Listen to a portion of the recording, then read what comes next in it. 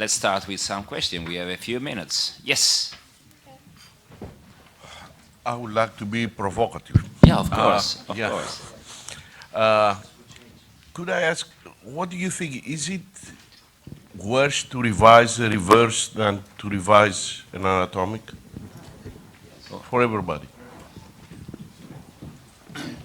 And So for me, an anatomic, especially a stemless, with a either keeled or pegged glenoid is much easier to revise. I have more bone to work with, and I have better soft tissue envelope. So it's easy to revise to a reverse or back to a total. Reverses, in my practice, when they fail, there are a lot of different reasons, but there's usually significant bone loss, osteolysis. If the glenosphere, if the base plate fails, then there's bone there. So usually malaligned. There's acromial damage, and so trying to restore all of that bone, and if it's infected, trying to fill up the dead space with a spacer makes it much more difficult. And so I think a reverse is harder to revise for those reasons than an anatomic shoulder, for me. You know, I'm lucky that I work in this decade because, you know, all these anatomical shoulder arthroplasties are convertible systems. And the truth is, because I didn't have the time to speak about materials and glenoids and fixation, I use now metal bags. I know the new generation metal bag, now it's coming more in the market, so I use metal bag. And I would like to revise an anatomic to reverse if I have a metal bag and I have a convertible system. I don't feel very well with reverse when I have to revise. I have problems, I think. Infection, hematoma, and technical problems. I don't have something to add on that, but what do you mean to revise the glenoid component, or you have to revise the humeral component? What do you think? I'm asking you, I didn't understand exactly the question.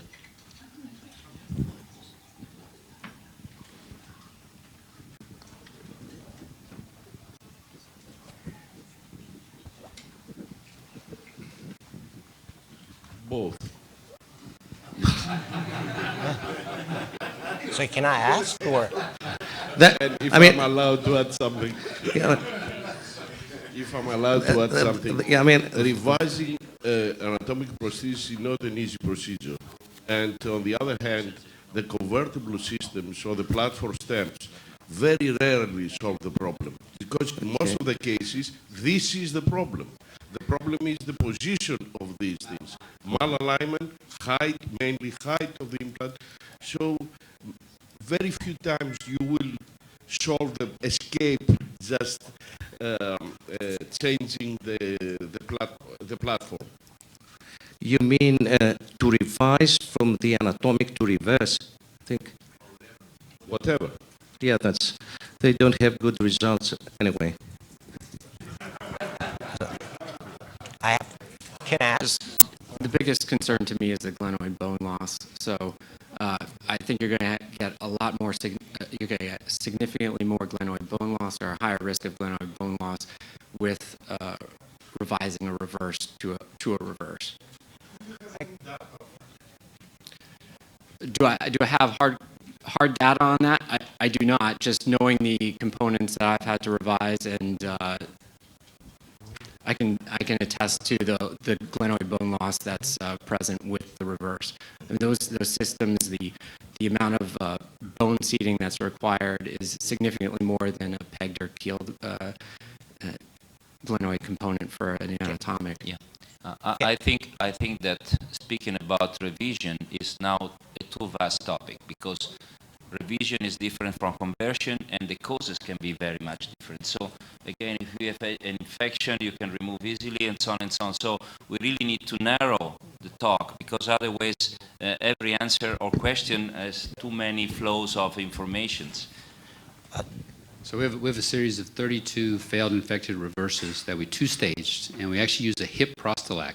We have to take out the stem. You said it 100% correctly, that even if it's a convertible system, that usually it's a regular stem, it's malpositioned, the version is off, the rotation is off, the alignment is varus or valgus, so that has to come out. The glenosphere is usually tilted upward instead of downward, so that, and it could be retroverted or anteverted, but it's always off. So everything comes out, and what I usually do is put a prostalac spacer, and I use a hip prostalac to fill up the dead space, bone graft the glenoid, and then come back. We have 32 of those, and at 4 months going back in to put a new reverse, 30 of the 32 we cured the infection. 2, as soon as we put a new reverse in, even though it was lined up, became infected again. We had to take it back out. And so, like I said, this is never, for me, an easy case. Whereas if it's a stemless total shoulder, and that's not a reason to do a stemless, please don't misunderstand, but the stemless total shoulder is very easy to revise if you have to, because you can core that out and then do whatever you want. And even an infected total shoulder, the glenoid is much easier to get out than a base plate that the central fixation is good, but there's peripheral wear because it was left off on the back side or the front side. So it makes a big difference. So that's my data. Yeah. Offer wants to make a Buddy, comment. buddy, your words are music to my ears. I just want to add to what John said, and Buddy, I mean, all these convertible systems, you have to talk, first we have to talk about revisability, not convertibility, and you can't mix one with another. Yeah. We did a study, and we looked actually the gap between the glenoid and the humeral cut in the reverse is double than the one in the anatomic.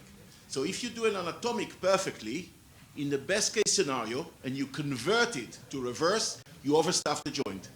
In a normal, the best case scenario, bearing in mind that in most of the cases it's malposition and all this stuff. It depends if the system is inlay or onlay. In the system that are inlay, and we did a study, we took 6 of these posteriors. The inlay one, although you still overstuff, but you could get it all right, like the system that Alex does. Yeah. The other system, the only one, no way, you can't. Yeah. You overstuff the joint, even in the best case scenario. So when people talk about, oh, I can convert it, it's not as easy. And most of the times, you have to come out. Yeah. Yeah. I use an inlay. Yeah. I don't use a platform system, though that's good for me. It was what I stated before, that we need to speak with the same language, because otherwise we are creating confusion. Because revision and conversion are different, and then conversion can be very much different according to the system that you use. Yeah. So again, it is a little too vast. It is requiring probably... But if you don't use a stem at all, you don't even get this problem. So, there are any other questions? John, you were raising a... Yeah. There. I want to go back to the first topic of the session. Do you do like a CAM procedure, and if you perform it, like do you do a decompression of the axillary nerve as well? And I saw that you do a microfracture. Like, do you think that helps a bit? Because my experience says like it doesn't help at all. Let's see. So 3 answers. One is if you're lateral decubitus, and you can do a CAM without decompressing the axillary nerve. The reason that Peter Millett talks about decompressing the axillary nerve is because he does in beach chair, and in beach chair the nerve is closer, and so as soon as you release the capsule, the nerve is right there. And so it wasn't so much that you have to do a release of the axillary nerve in the front or at the quadrangular space. It's the fact that it's looking at him as soon as he releases the capsule, and he has to retract it to keep it away from the goat's beard spur. So it depends on the size of the spur. And I will tell you that on big goat's beard spurs, I'll make a little anterior incision and release the bottom of the subscap and do it open because I can burr for half an hour trying to get out that spur, and the big spurs take forever. So that's the first thing. The second thing is Buzz Burkhead has postulated that in the arthritic shoulder, when the glenoid's down to bare bone, that there are small venous plexes inside in the glenoid that are a source of the problem. So a microfracture, or like the case I showed where there were a bunch of anchor holes in the glenoid, I got to get all that out. But what he has said, and I agree with him, is that one of the sources of pain are these venous plexes just beneath the the subchondral bone. And so for my arthritic ones, I'm not microfracturing to try to rebuild cartilage. I don't think that's going to happen at all. But I would like to decompress those. So I'll do maybe 4 to 6 microfractures, but I take them very far down in and do not destroy any of the rest of the subchondral bone. So it's a different indication, not your same microfracture that we do for in the knees and other joints. Thank you. Yes, Peter? Peter wants to make a comment. So you presented a patient where you did the CAM procedure and you did an AC joint decompression. How frequently do you do the AC joint decompression? Because I find in my clinical practice, I rarely indicate an AC joint decompression. So for athletes that want more motion, like my swimmer, it's a bit harder to check AC compression tests because they don't have enough glenohumeral motion, but they try to preserve that. And so I'll do direct palpation and move it. And if they have symptoms there, then I always do a distal clavicle excision at the same time. It's kind of like if you do a glenohumeral arthritis, you always do a distal clavicle excision because they need that little bit of extra motion. And so we're trying to build motion and preserve function. And so for this gentleman who's a swimmer, the fact that he could now, again, reach up overhead, whether a little bit of it was at the AC joint, he was much happier. And it wasn't ever an impingement process. And the other people you can do this on is a golfer. Especially on their backhand, so they come through because they'll start fading the ball when their AC starts to get stiff. So if you do a distal clavicle excision on the back shoulder of a golfer, then they do better following through and they don't fade the ball, or maybe they still fade the ball, but it's not your fault, it's their fault. Just to add, Yeah, Ofer? to add on that, I do it routinely when I do CAM procedure. I do it routinely because imagine that these patients, they don't get to the level to get symptoms from the AC joint, and most of them will have FC joint arthritis already, or torn disc at least. And when you get them to do the movement, they'll come back with the AC joint. So again, maybe it's not good for business because you can have 2 or 2 operations, but it's better to do it in one go. Yeah, makes them happier. Okay, I have just a final technical question for Pericles and for sure for Ofer about the technique of the stemless. I believe that the stem is helping a beginner surgeon because it is just guiding you for the cut. Because it is much easier to make a wrong cut for a stemless, do you use a cutting guide, freehand? Do you have any tip for that? Because it is quite a crucial step. This is Pericles first, and then you cut. I use a guide always for that. I use a guide for that because I don't have much experience to do that without a guide. So it's very crucial for beginners, let's say, to do that. Valgus on varus may happen in this kind of implant. When I do an anatomic, I do a resurfacing, so I don't do a stemless, and I use the anatomical neck. You can actually see where the insertion of the cuff is, and you use it for that, A, to measure, B, to put the resurfacing exactly like there. For reverse, I've got a jig, although I can do it freehand, but use a jig to give you the version, to give you the cut, and it's intermediary, narrow intermediary jig, yeah.